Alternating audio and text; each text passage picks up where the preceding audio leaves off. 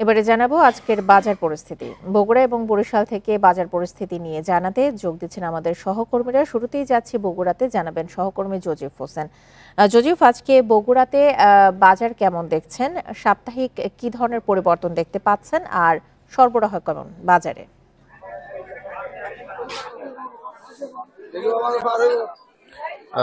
বর্তমানে বাজারের যে অবস্থা, সেই আজকের বাজারে আমি দেখেছি গেল কয়েকদিনের তুলনায় কিন্তু দাম কিছুটা বেড়েছে, এবং এই দাম বৃদ্ধির কারণ হিসেবে আমরা যেটি জানতে পারছি যে এখন যেহেতু আগের মতো আর সরবরাহটি নেই, সেই তুলনায় কিছুটা দাম বেড়েছে। আপনাকে যদি কয়েকটি শীতকালীন শাকসবজির দামের কথা জানাই, তাহলে আলু আজকে বিক্রি হচ্ছে 30 থেকে 35 টাকা, কাঁচামরিচ 40 টাকা, টমেটো 40 টাকা, বেগুন 40 টাকা এবং পেঁয়াজ বিক্রি হচ্ছে 50 টাকায়। কিন্তু এর মধ্যেও যে অতি মুনাফালোভী যে ব্যবসায়ীরা রয়েছেন কিংবা সিন্ডিকেট ব্যবসায়ীরা রয়েছেন, তারা কিন্তু তাদের যে মুনাফা সেটি কিন্তু কম রাখছেন না। অর্থাৎ আপনার 4 পিস কপি যেটি আসলে বিক্রি হচ্ছে হাটে 10 টাকায়, এখানে 1 পিস কপি বিক্রি হচ্ছে 10 থেকে 12 টাকা পর্যন্ত। তাহলে বুঝতে পারছেন যে আসলে প্রত্যেক দেখছি যে যে মূলা হাটে বিক্রি হচ্ছে 1 থেকে 2 কেজি, সেই মূলা কিন্তু আজকে বাজারে বিক্রি হচ্ছে 20 টাকা কেজিতে। তো এই যে মুনাফার যে একটা অংশ, সেটি কিন্তু দ্রব্যমূল্যের দাম কম থাকলেও যেমন কি হচ্ছে, বেশি থাকলেও ঠিক তেমন হারেই হচ্ছে। সেই ক্ষেত্রে কৃষকরা কিন্তু প্রতিবার এই যে দ্রব্যমূল্যের যে দামগুলো রয়েছে, সেই দামের যে ওঠানামা, সেই ওঠানামার কারণে দেখা যায় যে যার কারণে কৃষি বিভাগের পক্ষ থেকে বলা হচ্ছে যে সবকিছু সমন্বিতভাবে তারা যাতে চাষ করে, কোন ফসল বেশি হচ্ছে এই বছর সেই ফসলটি যাতে একেবারে কৃষক ঢালাওভাবে আগামী বছর চাষ না করে, তাহলে কিন্তু একটা ক্ষতির সম্ভাবনা থেকে যায়। যার কারণে তারা বলছেন যে সব ফসলই তারা সমন্বয় করে যাতে এইভাবে ফসল উৎপাদন করেন, এটির কথাই কিন্তু বারবার পরামর্শ দিয়ে আসছেন কৃষককে। এবং তারা এখানকার যারা ভোক্তারা রয়েছেন, তারা বলছেন যে যেহেতু দাম কম রয়েছে, সেই ক্ষেত্রে কিন্তু ভোক্তা অধিদপ্তর কিংবা জেলা প্রশাসনের পক্ষ থেকে তেমন কোনো একটা মনিটরিং এর ব্যবস্থা নেই। কিন্তু তারপরেও মনিটরিং এর জোর ধরে তারা দাবি জানিয়েছেন, যেহেতু হাটে 2 টাকা 3 টাকায় বিক্রি হচ্ছে, সেটি কিন্তু 40 টাকায় কিনতে হচ্ছে খুচরা বাজার পর্যায়ে। জজিফ, আপনি আমাদের সঙ্গেই থাকুন। এবার আমরা যাচ্ছি বরিশালে, সেখান থেকে জানাবেন আমাদের সহকর্মী আল আমিন।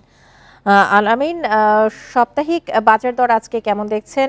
মাছ মাংসের দামের কোনো প্রভাব চোখে পড়েছে কিনা, আর দাম নিয়ে কি ক্রেতা বিক্রেতাদের কোনো অভিযোগ রয়েছে? দেখুন, বেশ কয়েকদিন আগে আমরা দেখেছিলাম যে আসলে বাজারে যে বোতলজাত সয়াবিন, সেই সয়াবিন নিয়ে একটি সংকট ছিল, এবং সেই সংকটটি কিন্তু এখনো রয়েছে। অর্থাৎ বরিশালের যে মুদি দোকানগুলো রয়েছে, সেখানে কিন্তু বোতলজাত কোনো সয়াবিন তেল পাওয়া যাচ্ছে না। অর্থাৎ খোলা যে সয়াবিন তেলগুলো রয়েছে, সেগুলোর উপর নির্ভর করে কিন্তু মানুষকে এখন সয়াবিন তেল সংগ্রহ করতে হচ্ছে।